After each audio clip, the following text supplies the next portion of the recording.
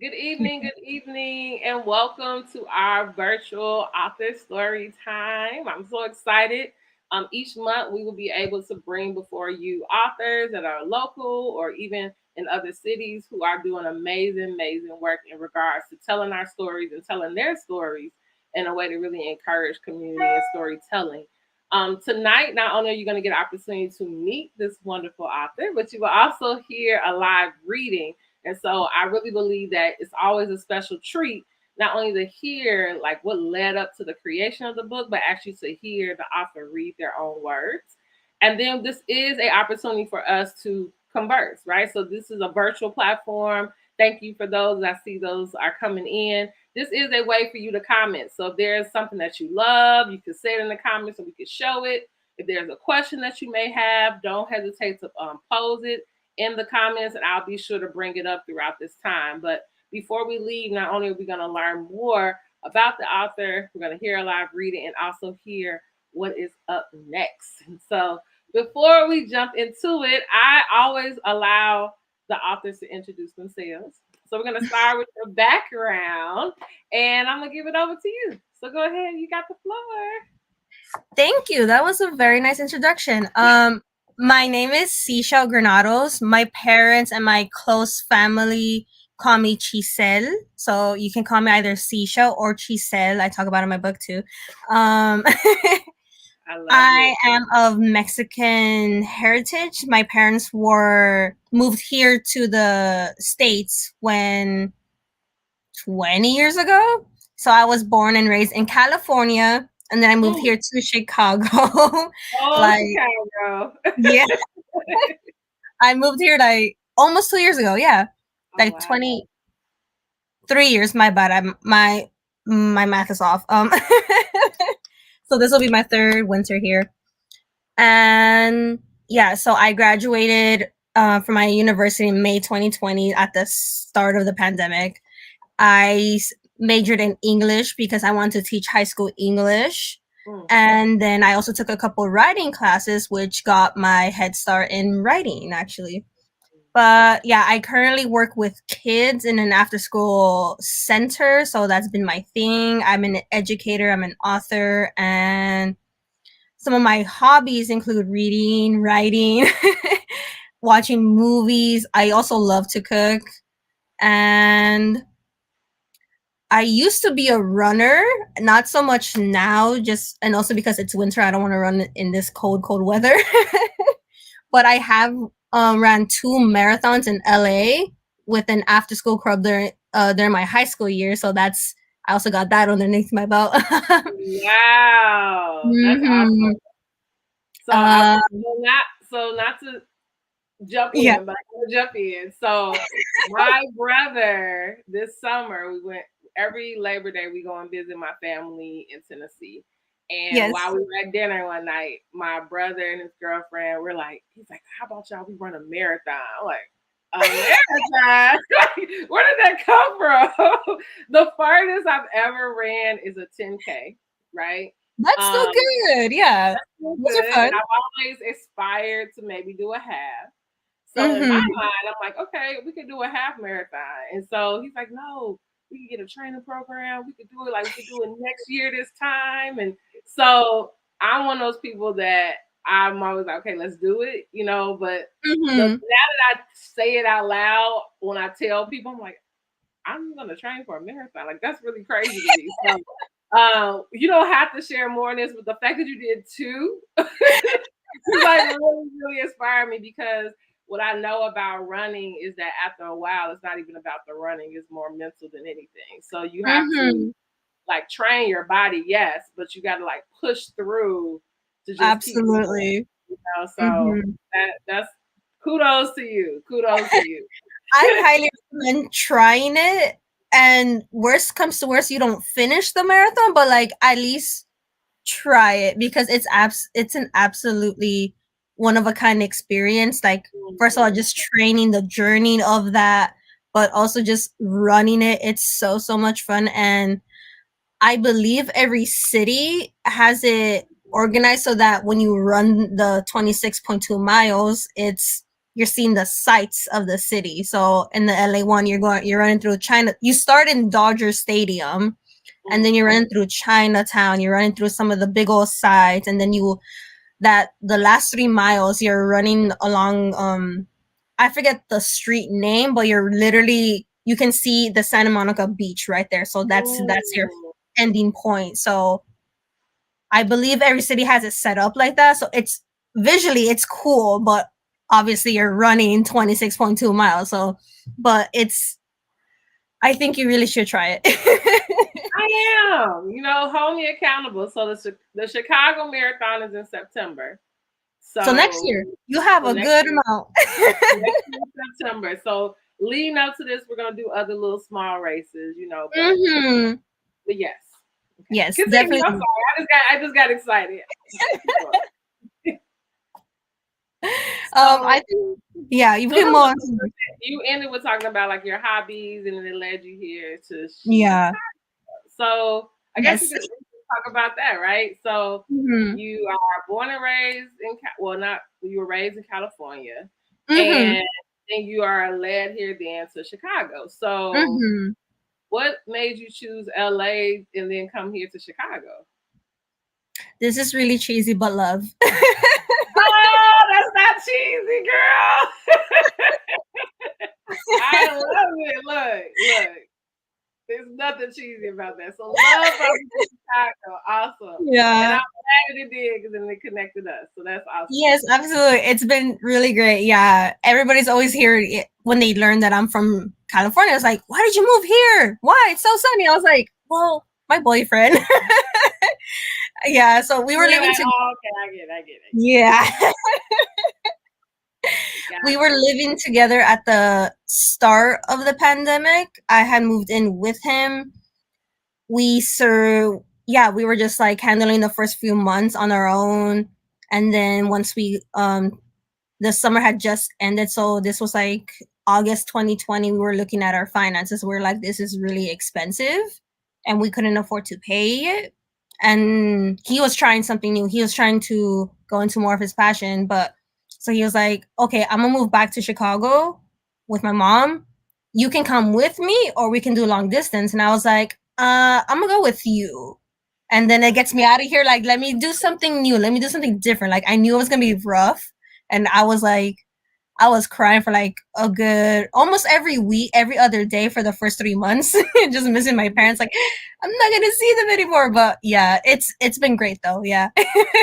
I love it. I love it. So if you're tuning in, thank you for coming in. We are doing a virtual story time with Shysel this evening. Mm-hmm. Um, the background story you all really matters because her book is all these like snippets of her life, right? So just Mm-hmm. like hearing this backstory is really cool because it's gonna lead us to her live reading. And so you talked about in college, you did a writing course, and that's like Mm-hmm. even though you love reading and writing on your own, but then Mm-hmm. there's something very different than writing for college, right? Mm-hmm. Writing for pleasure, and then actually writing a book.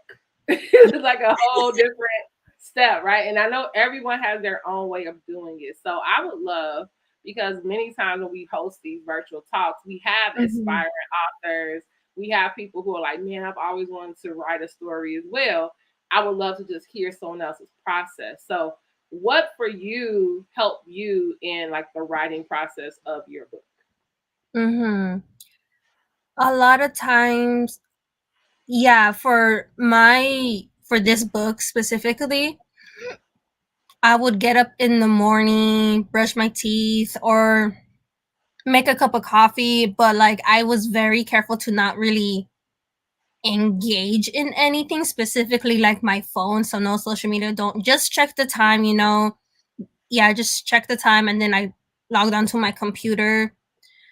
I most typically will type on the computer versus writing. I will write down ideas or like little things that like, oh, if I want to include, okay, I really want this one to be more on my mom. So what kind of images or phrases that I can use? So I write down like, oh, she says this a lot, so make sure to include this. Oh, my mom has like this big like rough kind of no like scratches on her hands because she's just worked a lot with her hands kind of thing. So I'll write like little notes that I want to include or things I keep in mind that I want the reader to know.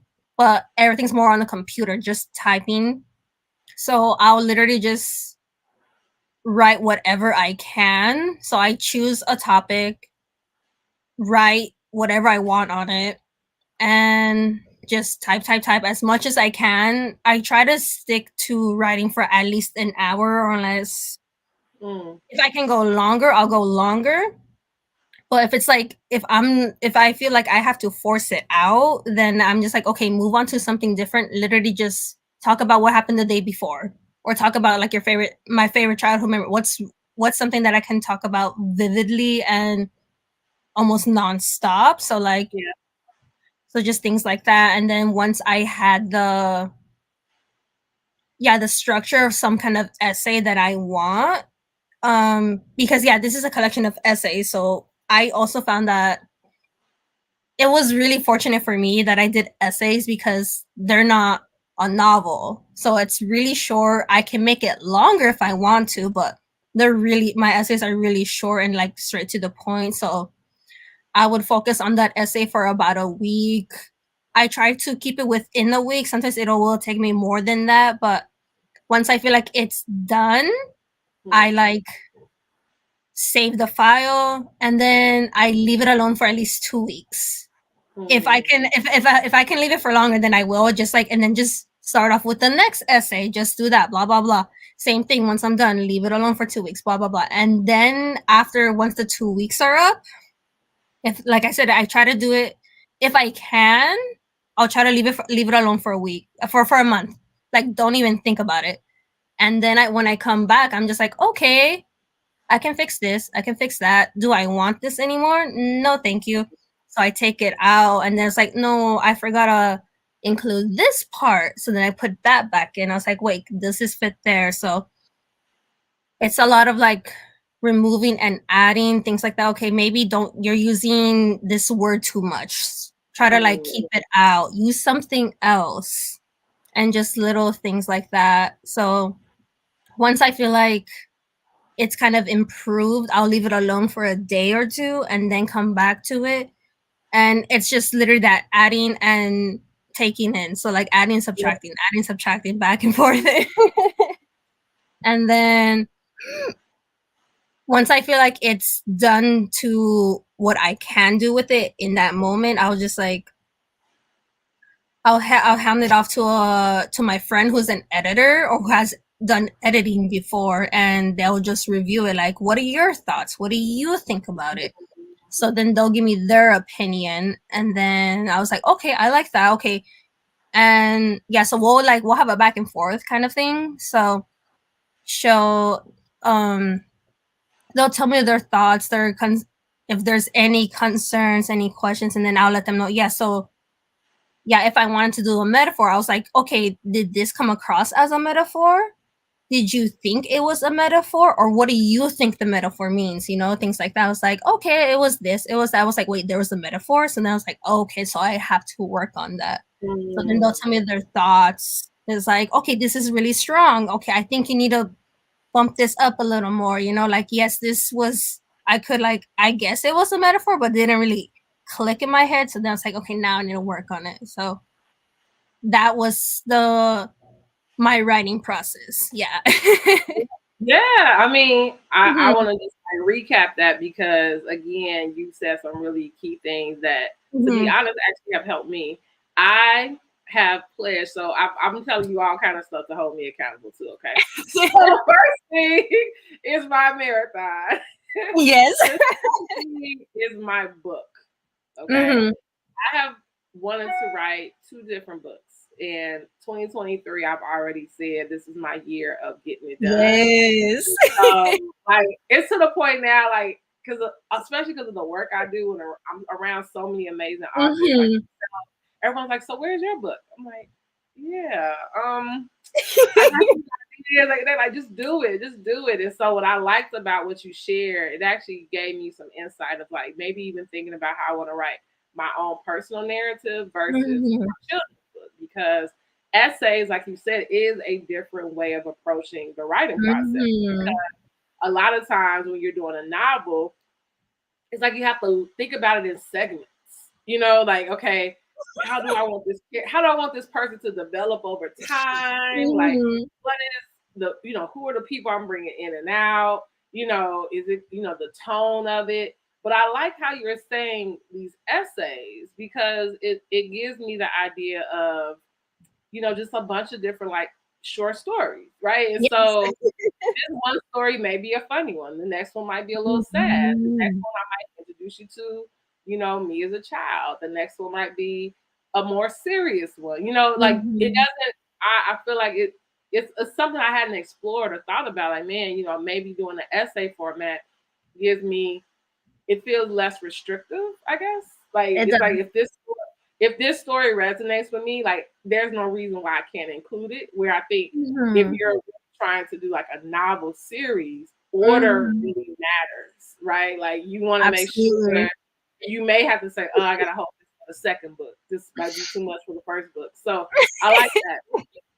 But the other thing that you said that I've heard many writers say as well is just not being so restrictive to an outline, but it's like if I get an idea, I just make sure I wrote it down, right? Or like Mm-hmm. you said, you wanted to make sure you include the part about your mom's hands, right? Or you wanted to make Mm-hmm. sure that, you included this type of thing. So just not necessarily being like, okay, this has to be a format, yet you did have a order in which you did things, which was, Mm-hmm. let me just note these important pieces that I want to include. And then I'll Mm-hmm. figure out later, like you said, I'll let it sit for a minute, but then I'll come Mm-hmm. back and figure out like where it goes, right? And so Yeah. that's, I feel like, a really cool concept because even me now, like writing for grad school, it is that pressure when you're just like writing in the same space. Sometimes you just have to Mm-hmm. walk away from it. Like let me just walk away Absolutely. because I'm too in it right now. Or you get stuck, right? Like you're stuck. Like, oh my gosh, is there anything Mm-hmm. else I want to say? So I really like that you said that was a part of your process of, I'll write everything, and if something pops up, I'll jot it down, but then I'll give it Yeah. some time to breathe. Was that something that you always did, or did you just find that to be something that was helpful along the way? I had my boyfriend had was subscribed to the master class thing, and then I took one of the master classes on writing with David Sedaris, and that's something that Mm. he mentioned, and I was like, let me try that. And then Mhm. I did, and I was like, this helps so much because it literally puts distance between you and the essay or whatever you're writing. So I was just like, yeah, and like I said, I would not look at it. So I was like, try not to think about it. If I do got an idea, like, okay, maybe just add this, I'll write it down my notes, but I wouldn't Mhm. open the file back up. But Mhm. when I came back to it, I was like, okay, this doesn't sound right. What was I thinking? So, like I said, I would take it out or like, okay, let me put this in because I think this is a good phrase, a good image that I want to include. Mhm. Mhm. So, yeah, like if you really can, yeah, because I've also just been following other creatives, things like that. I was watching this old clip of an interview with I do not know how to say his name, but his name is Takia Wakiki, the director of he did Thor Ragnarok. Okay. Okay. Second, wait, is that the second or the third Thor movie and the Love and Thunder? But he was saying that he'll literally write his screenplay and he'll write it, do a first draft, put it away, and not come back to it until after a year, minimum a year. Oh. And then he reads it. He reads it once. He'll throw it away. He'll try to rewrite it just based off of his memory. And then that's the second draft. So whatever the core things that he remembered, I was like, okay, that's important. And then he Mm. works it from there. And I was like, that is so crazy. I was like, why? Look, he threw it away. No. Yeah, because I was like, okay, if I remembered it, that was important. Mm. So like, and that's how he starts. So I was like, that is insane. But like literally, like if it wasn't worth remembering, why try to include it now? So Yeah, that is a that good was way his to look at process. He's crazy, but it. Well, look, he's made some great movies, so it's worked for him, right? Like, let me figure that out. Yeah. exactly. Yeah. So I think Mm. you really already hit on my next thing is like this journey of becoming an author, and I think that so many times some people don't pursue getting their books done because they don't see themselves in an author, right? You Mhm. know, I think we have this image of, the greats, whatever genre that you love, and you're like, Mhm. oh, when you say poetry, someone comes to mind. If you say sci-fi, this person comes to mind. And Mhm. sometimes putting our name in that category can feel like, I mean, I like to write. I don't know if I should be an author. And so here it's not so much about the writing process, but like your mindset. Because I believe that it really takes some risks, right? And it takes a level of vulnerability to be like, hey, I'm gonna put something that's here on paper and allow other Mhm. people to read it. And people may like it and they may not like it. However, this is what I wanted to produce. And so I would just love to just hear that really quickly, like your journey to becoming an author, because you were an author, right? Mhm. That's a big deal, And so Mhm. what in you made you be like, man, this is more than just something I'm gonna write for myself. I'm actually gonna print this for other people to read. So yeah, I had taken my first writing course at during my last semester of college as my at my undergrad. And so I took two. I took the intro to creative writing. So that was just like encapsulating poetry, nonfiction, fiction. We did a short stories. We even did a little screenplay for a drama. Um, and then the other course was creative nonfiction. So I was just like, okay, this seems kind of easy. Like for me, it was my last semester. Let me do something fun, but also something easy too. So Mm, once we started reading the essays, because obviously there's required readings, and then actually doing the writing prompts, I was like, this feels almost natural to me, and it's fun. So um I took the course. I scored really good in the class, and I also just loved the whole vibe of creative nonfiction. So going back to David Sedaris, once I took his class later on, I was like, okay, this is the vibe that I really like. And then I had finished the course, and I was like, okay, I still miss doing this. So then I just started writing for me, and I was like, okay, this is pretty much fun. I can do this on my own. But then my boyfriend was reading some of my assignments. He was like, this is really good. Like, do you want to write more? And I was like, yeah, for me. And then he was like, like and sure, all then the time. for me, yeah, that's fine. It was like I found it therapeutic, and then it helped me express some of my feelings, blah, blah, blah, put my thoughts on paper. Just, it was very helpful to me. But then he was like, I think you should like think about being a writer. And I was like, I don't know. Like, do I want to?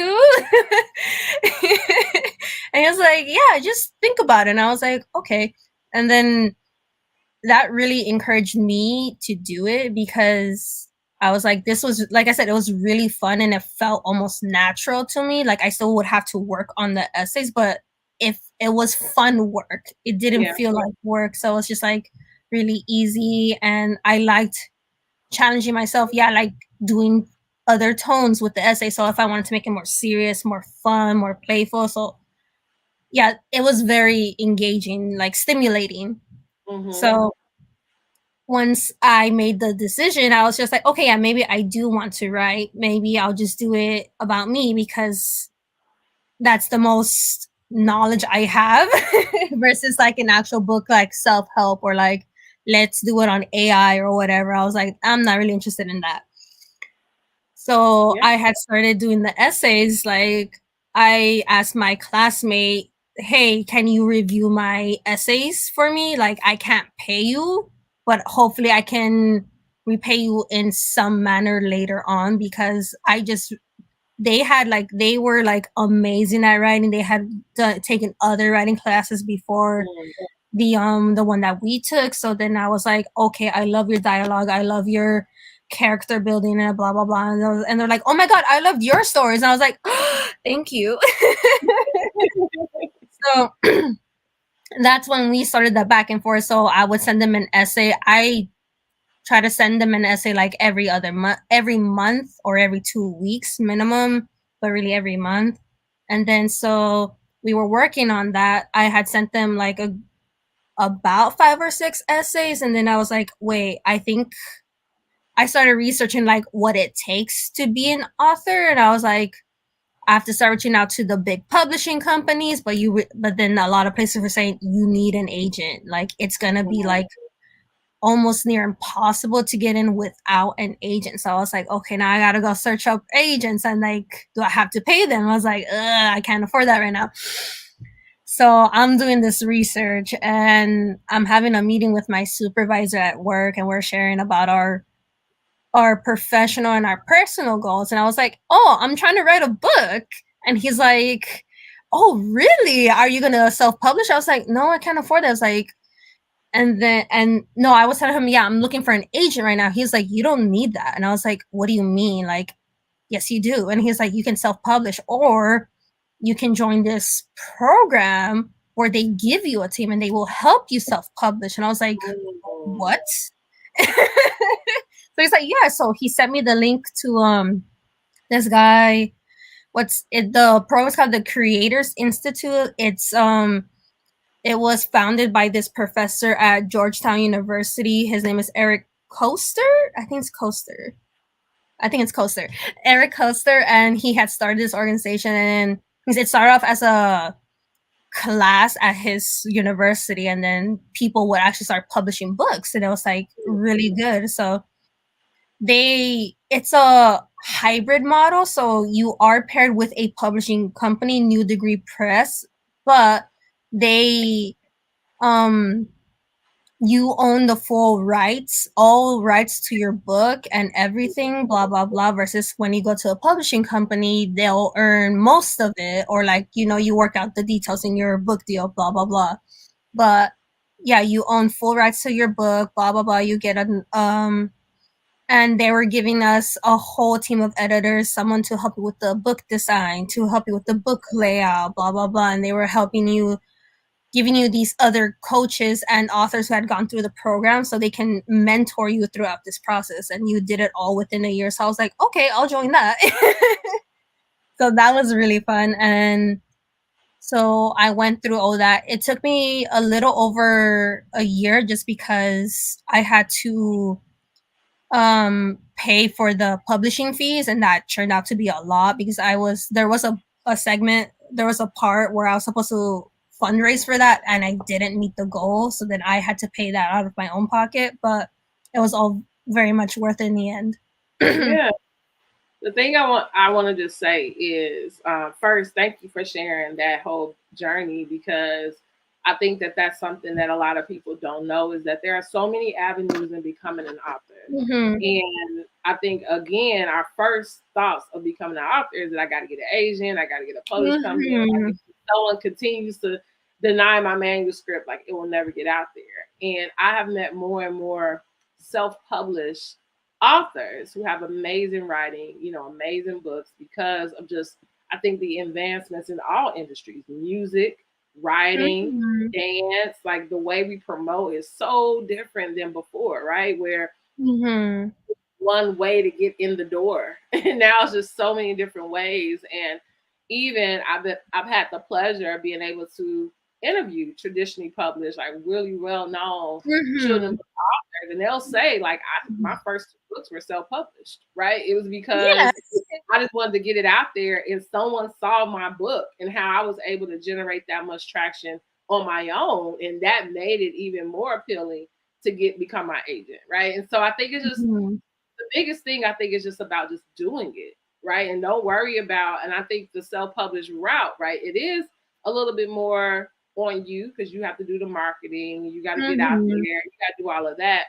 However, I think you learn so many valuable gems and jewels that'll help you for when you are chosen, or if that's even your desire, because there are some people who literally are like, you know what, now that I know that I can do it this way, I'll self-publish all of my things, right? And it's Mhm. really about just building relationships with individuals that will help to continue to get the word out, right? And so that is why, also, if you're watching, this is why I do this, because I believe it's important that you are aware of all the different types of writers, all the different types of stories that are out there, because everyone's story matters. And sometimes we don't think that there's a book that can connect us, right? And so you talked about in the program, they had a team that helped you decide on Mhm. book covers and all of that, because we're getting to the live reading part, which I'm excited about. And so I have a copy of Seashell's beautiful book. Oh my gosh. And I want to tell you what I like. My best friend, she saw the cover of this book, and right away she's like, "Ooh, what is this?" Right? Really? All right. And I'm going to tell you why. Because the cover of your book feels, and I don't know if this was your goal was, it feels very familiar. You know, Mhm. a lot of times when you are trying to choose a book, the it's just like, a movie, the trailer. It's like the intro. It Absolutely. introduces you, right? So you right away from the cover, like, do I even want to read this? Do I want to see what's going on? You know what I mean? Sometimes the cover, it could be the book could be an amazing story, but the front Mhm. cover was a bad choice, right? And so people won't pick it. And so Absolutely. what she shared is the same thing I felt when I saw your book. It feels very like a very comfortable, like, man, I want, like, it made me feel like coming home, right? Like Yeah. the cover is like a dinner, Absolutely. it's like a table. Like at a cafe, or if I'm at home and it's like Mhm. Sunday morning breakfast, I'm like, whoa, what's going Mhm. on with this book? And then it draws you in to want to read more. So then when Yes. I see the back and it explains what the book is, I'm like, oh, it makes sense, There right? you Like go. these are essays that are telling about someone's life. And usually when I think about community and talking, it's around food or some kind of connection of that. And so I feel like just the cover was really well chosen. I just want to tell you that. Thank you. And I would love to just know, like, the title. So what made you Mhm. choose this as the title for the book? Mhm. So, yeah, first on the title. So, the title is Cafecito, which translates to little coffee. But basically, in Spanish, we add the ito to almost any word, just like it's almost makes it more endearing. It's just like little Mm. coffee, little camisita, so little shirt, but it's just like some Is people it? don't use it to Yeah. little shirt, but it's just more endearing. It's just almost like a little like quirk kind of thing, but it's just yeah, it's just very sweet, very endearing. And then I chose cafecito because one of my, in my opinion, one of my best essays in this book focuses around Sunday brunch. So I talk about like drinking cup un café with my parents every Sunday morning. And then I believe the original title of that essay was Cafecito, but then I changed it. Mm. But so so it is a callback to that essay, but I was just like cafecito because nothing. It was yeah, cafecito was a placeholder. I meant to change it, but then like as I was still writing the other essays, I was like, no, this is more catchy. This is cute. Mm. It's endearing, and like I said, I thought it was one of my best essays. One of the more stronger ones, like the ones that I felt most connected to. I mean, they're all about me, so I have a connection with all of them. But this one, I felt like the strongest pull, and I was like, yeah, I just have to do cafecito because it's just cute. Yeah. Yeah, It's right. Captain Super. It is like very cafecito, cute. like who doesn't know what that means? So I felt that yeah, even if you don't, I feel like it's a common enough word that you can figure out what it means or you have heard it somewhere. And then Very. Yeah. yes, so going back to the cover now, there's little cups of coffee, there's some sugar. That's where's my favorite? This is a type of pan dulce sweeper that we have in Mexico. This Mm. is if you can see it, yeah. It kind of has the shape of a little pig. So they Yeah. have poquitos. This one's supposed to be like a wait, where's my finger? Okay, this one's a concha. There's like Yeah. vanilla, strawberry, chocolate. That one, those are churros. That's more of a dessert, but sometimes I we had it for breakfast if we had leftovers. And then yeah, we had these are called cuernos, another type of pan dulce. So going back to that essay, we were talking about Sunday brunch. So basically, this is what we had normally. Well, not really the churros. That was like a maybe every other month kind of thing, or if we went out to a restaurant for Sunday brunch, Mm-hmm. not Sunday brunch, Sunday lunch, whatever.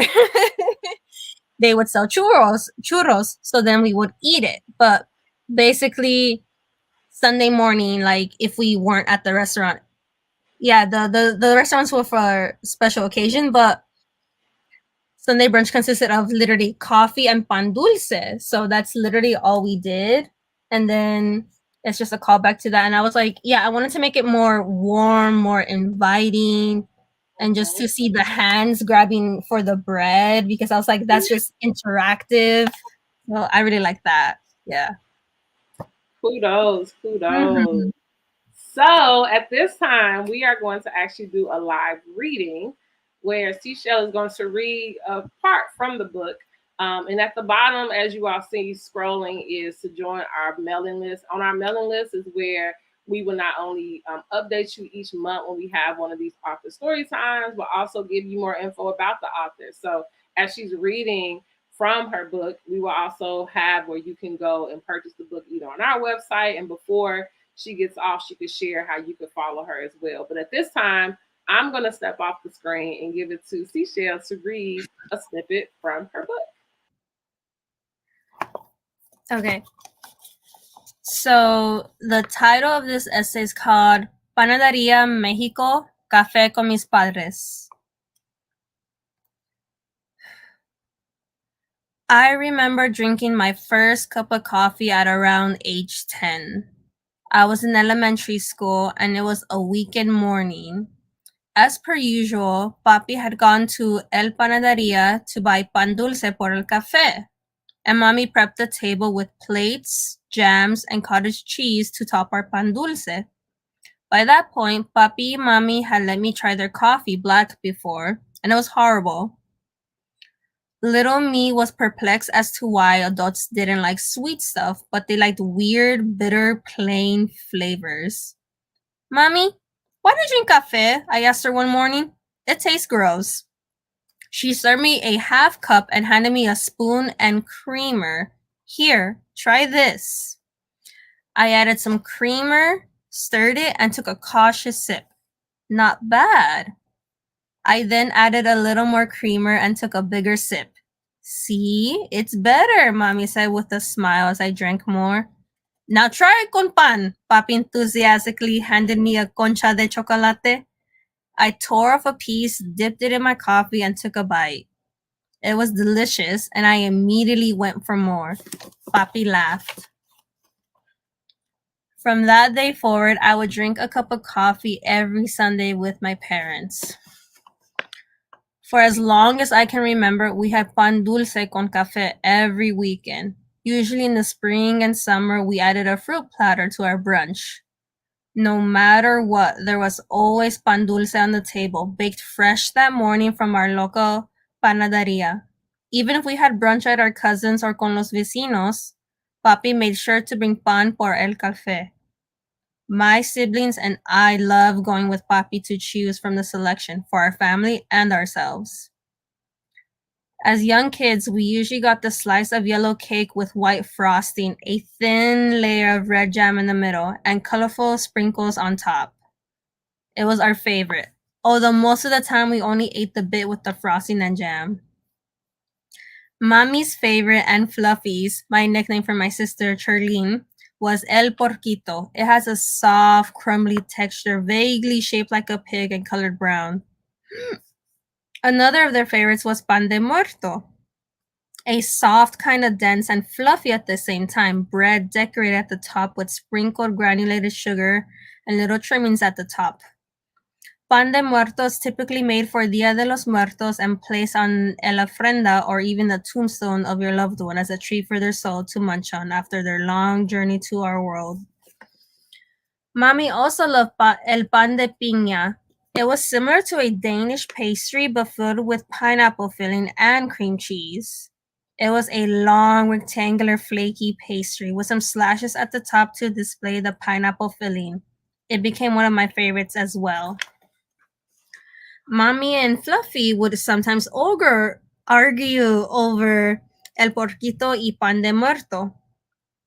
Fluffy served herself some coffee and grabbed a plate. She walked over to the platter and reached for el pan de muerto. No, no, no, no, no, no, Mommy said. She spread jam on her toast. That's for me. Fluffy huffed and reached for el porquito. That one is for me too. Exasperated, Fluffy grabbed el pan de piña and that one too. Fluffy dropped el pan de piña, grabbed el porquito, walked over to Mommy and broke it in half. She placed one piece on Mommy's plate. There, that's for you. Mommy took a sip of her coffee and smiled. Gracias, mija. Papi's favorites included el pan de piña, conchas y los cuernos. The conchas came in two different flavors, vanilla y chocolate. They were made with the same base, a dense, slightly airy bread topped with a crumbly sugar topping, shaped to mimic the lining of a seashell. Conchas are my go-to and never fail to make me smile. My brothers and I love these. He also loves el pan de muerto y el porquito. Truth be told, he loves them all, but he'll always have un cuerno con su champurrado or café, no matter what. Papi will always get cuernos blanco y de mantequilla, as well as conchas because they pair so well con café y champurrado. Los cuernos are shaped like croissants, but are not flaky. Los cuernos blanco are lighter and airier, a little simple for my taste, but still good. Los cuernos de mantequilla are the buttery, slightly dense cousins de los cuernos blancos. Personally, los cuernos blanco pair better con champurrado y los cuernos de mantequilla go best con chocolate de abuelita. And every year in January, we get el rosca de reyes from El Panadería Mexico. El rosca de reyes translates to King's Wreath, and it is served on Dia de Reyes or Three Kings Day. In Mexico, Dia de Reyes is celebrated on the 6th of January, 12 days after Christmas, as it is believed when the three kings visited baby Jesus. Although I don't particularly love the flavor of el rosca de reyes, I still love it due to its sentimental value and the memories it holds for me.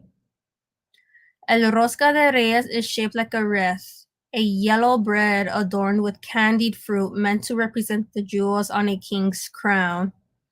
It is usually a plain bread, flavored with some citrus to give it a little flavor and pairs well con champurrado y chocolate. Historically, a small porcelain or tin figurine of a baby is hidden somewhere in the bread, waiting to be found. Nowadays, it is a small plastic figurine, and three are placed randomly within the bread. Here's the kicker. You don't want the baby to be found in your piece. You can cut a small, thin slice or a big, chunky slice to eat, but you must avoid getting the baby. If the baby is found in your slice, you are chosen to host a dinner party for everyone. Traditionally, tamales are served at the party. My family usually joined our neighbors for the cutting of el rosca de reyes, gathering about the table, everyone waiting for their turn anxiously, hoping all three babies are found before their turn. That's what makes it so hilarious. You never know where the babies are, so everyone is stabbing and poking their slices to ensure the baby isn't there. And some people like to cut thick slices, putting everyone on edge.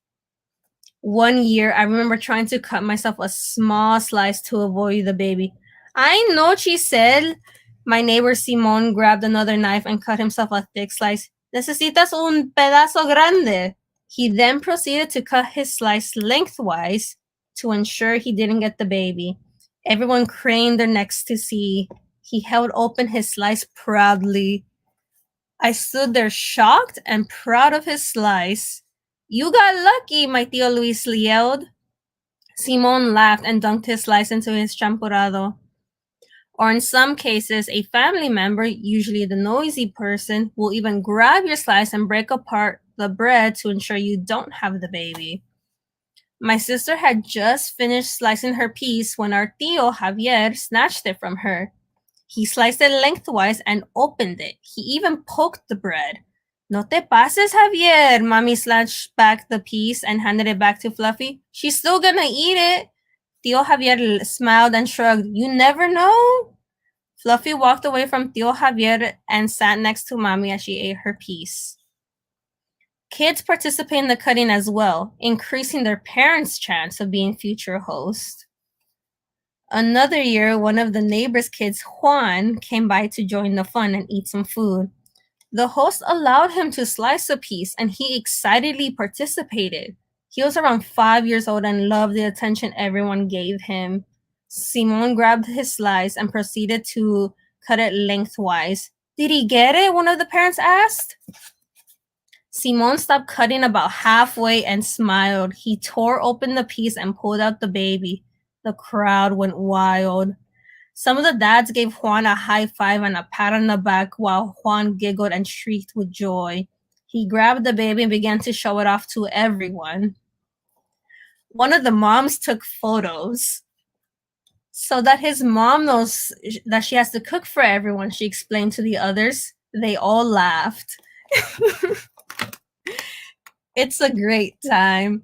Everyone laughing and yelling, people contemplating how big of a slice read risk they want to take, the exaggeration of cutting a slice, everyone leaning in to see if there is a baby, making sure no one is hiding their baby, and just egging each other to cut a bigger slice. It's one of my favorite celebrations. Now that I moved out of my parents' house and live with my boyfriend Ja, I try to spend a weekend every now and then with my family por café y pan dulce. I still go to El Panaderia con Papi to select los panes, turn on the coffee machine, prep the table, and wake up the family. Sometimes we'll watch a movie while we eat, but more often than not, everyone starts talking and joking with one another, and the movie becomes part of the background. As I sit there sipping my cafe and eating my concha and listen to mommy and Fluffy banter while my brothers laugh con papi, I feel full of love and gratitude to be able to enjoy mi cafe con pan with my family on a Sunday morning. Our simple weekly ritual of having pan con cafe is a comfort and holds a special place in my heart. Despite how often it occurs or the simplicity of it all, it remains special because we are all together. Even on the mornings when one of us is sleeping in or Papi is working, we save their favorite pan so they can come back and enjoy it con cafe. We keep the coffee warm as long as possible to ensure they can enjoy a hot cup. It is an act of love and care, a comforting space to enjoy each other's presence and our pan con cafe. The end. That was so beautiful. I love it. I love it. Thank Thank you you. so much. I Like felt I like said, I was there. Yeah, it was so cool. So that's the story that you were saying is one of your favorites. yes, it's one of my favorites, and I really feel like it's one of my strongest essays that I've ever written. Like, this took me a while to write, but it also felt easy. So I was just like, all right, it's just like we're cruising. Yeah, I love it. I love it. So if you are just tuning in, definitely I want to just say thank you. As you were reading, I just want to show you some of the comments we had. Someone put some hearts. They were loving your Aww. loving the story, hearting you back. But again, we're talking about Cafecito, and which is Mhm. Seashell's book, and just about some of the essays that are coming from it. It is a essay. It's a collection of essays Collection. and really share about her life, different moments, and we just heard one of those moments. I would love for you, as we're coming towards the end, to just talk about what's next. Like, what do you envision? Do you see this being a one and done? Do you think that this is something else you want to continue doing? What Mm-hmm. other things can people, in ways that people can support you? Mm-hmm. So currently my book is available on Amazon. You can order it, just search up Cafecito and my name, Shysel Granados. Please look for the SHYSELGRANADOS. It is also available online at Barnes and Noble. It is not available in store, but you can order it online. If not, yeah, you can always order the ebook version. It is currently going on for 99 cents, so you should grab it. I I have yet to start my second book Okay. process. Just I have not done anything. I've contemplated some ideas of what I want to do. I definitely want to do another collection like this. Okay. So this is not my only book. There will be more. Eventually, I do want to try writing a collection of poetry because I have written poetry before. It is a challenge for me, but I absolutely love it. So that one will take way longer. Maybe And we don't know. We don't know. yeah, I don't Maybe know what. maybe you'll get in the zone, like you said. This Maybe Yep. I don't know. It's quite a bit. It's very challenging. It's yeah. This one comes naturally, like I said, but and sometime in the future, I do want to do a children's book. Okay. I don't know what it'll be about, but that is a goal I have in mind. But other than that, yeah, this is my first book. Yeah, so the Yeah. other ones will come along soon enough. Yes, they will. Yes, they will. So as a closer, I always love to pose a question or a thought just so people can learn a little bit more. If you had to choose, what were some of maybe your favorite books growing up, or even a current book? Or if you don't have a book, maybe you have some favorite authors. Mm-hmm. I mentioned David Sedaris earlier, and I'm gonna bring him up again just because he has such a he's an essayist also. He's also considered humorous, and for me he was one of my biggest inspirations just because he has such a strong distinct voice. I Mm-hmm. always compare my book to him. I just say that it's not as snarky and mine is more touchy feely. He's very yeah, he's just sarcastic, he's witty, he's clever, so I always love that. And yeah, so David Sedaris, he's definitely more for the older age groups. Mm-hmm. Mm-hmm. But some of my other favorite authors include Anthony Bourdain. Some of you guys know him. He passed away like 2018, 2019. I don't remember, but he was also a TV personality, chef, blah, blah, blah. But also another strong, distinctive voice that I really love and appreciate. Some of my other favorite authors are Julia Alvarez. I love her writings. I also love some of my favorite children's authors are Judy Bloom. I loved her stories growing up. I was just like, these are so funny. I loved Fudge and Peter? What's his name? Peter? I don't remember. Mm-hmm. Mm-hmm. Mm-hmm. But I absolutely love that. R. L. Stein was also one of my favorites. Yeah, Just the goosebumps. goosebumps. Yes, goosebumps. Absolutely love that. And I love I can't remember his name, but the guy who did the Wayside School. Do you know what I'm talking about? I don't. It's Wayside School. The name of the book It's is called Wayside School. it's a like there's like three different books, but they're basically a collection of short stories about the students who went to Wayside School. It's an upside down school. There's like 154 floors, but the 13th Louis floor doesn't Sashar. exist. Huh? His name is Louis Sashar. Yes, yes. Yeah, I'm looking Uh-huh. it up. Uh-huh. Yeah. Yeah, absolutely love him. Um yeah, I would read all kinds of books, but yeah, I read a little bit of Well, I don't know how to say his name. The guy who did Jurassic Park, Crichton, Michael. Mm-hmm. Yeah, but I read his other. Yeah, I didn't read Jurassic Park, but I read his other books and I really liked those. I remember reading Prey and Cell, so those are really good. So, Mm, mhm. Those that's are awesome. just some of them. Yeah. Just some of them, yes. The reason I asked that is because whenever like I talk to authors, like I said, and people's always like, man, what makes you a better writer? What makes you a better just like creative? And it's like you have to continually be around it, right? So if if you want to be a better writer, read. If you want to be a better writer, write. If you want to be a better singer, listen to all types of music. That's why when you hear musicians, they'll be like jazz and rock and roll and country, like all these Mhm. different influences, because each of those, it might not be your particular style, but it may be something you take from it. And so I just wanted you to share some of your favorite books and authors, because it might be a name that someone's like, oh, I've never heard of that person. Or, Mhm. what, let me go back to that book. I did read that book when I was younger. And so all of those, may not directly influence your writing style, but in some other way encourage you in what you're writing currently.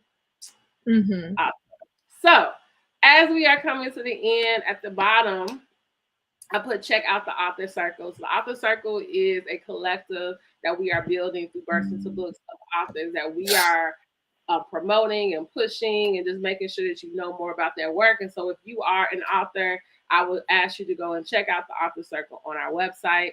It is a growing community. I believe that it's so important that as we are getting introduced to all these different authors, that we work together, right? If there's events around the city, like being able to support one another at those events, as she just shared about how you can get her book, go to Barnes and Nobles, go to Amazon, go to all these different spaces to support her work, because she put it out there. And I just believe that it's important that we are the community that these authors need. Um, Shysel, it has been so wonderful talking to you. Your Thank you for having story, me. your experiences. I mean, you have inspired me, and I'm very serious about that. Like, I was trying to figure out, because I do want to do, like I said, a children's book, but I also want to do a personal book, right? Like a book that shares my Mhm. story and just kind of my journey. And I've never really explored the idea of essays. And so this is actually got my wheels turning a little bit. Yeah. So I'm So excited about that. But I just want to say thank you. My friend Joe is on here. He said he's going to check it out. He's going to check out your book. So I'm yes. excited. Joseph is another amazing activist and does work with fathers and reading books. So maybe your book Mhm. will be a book that they read when they go into the schools. Ooh. I think that'll be a really cool connection as well. So Mhm. I'll be sure to connect you all. But thank you all for joining this evening. If you missed the beginning, there will be a replay not only on Facebook or on our YouTube channel. Each month, we will be interviewing a different author.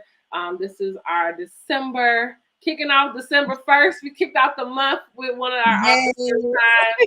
And I definitely will let you know you will see more and more of Shysel when it comes to the work we're doing Absolutely. in the book. So thank you again. Thank you all who's Thank been watching, and you. have the rest of your evening.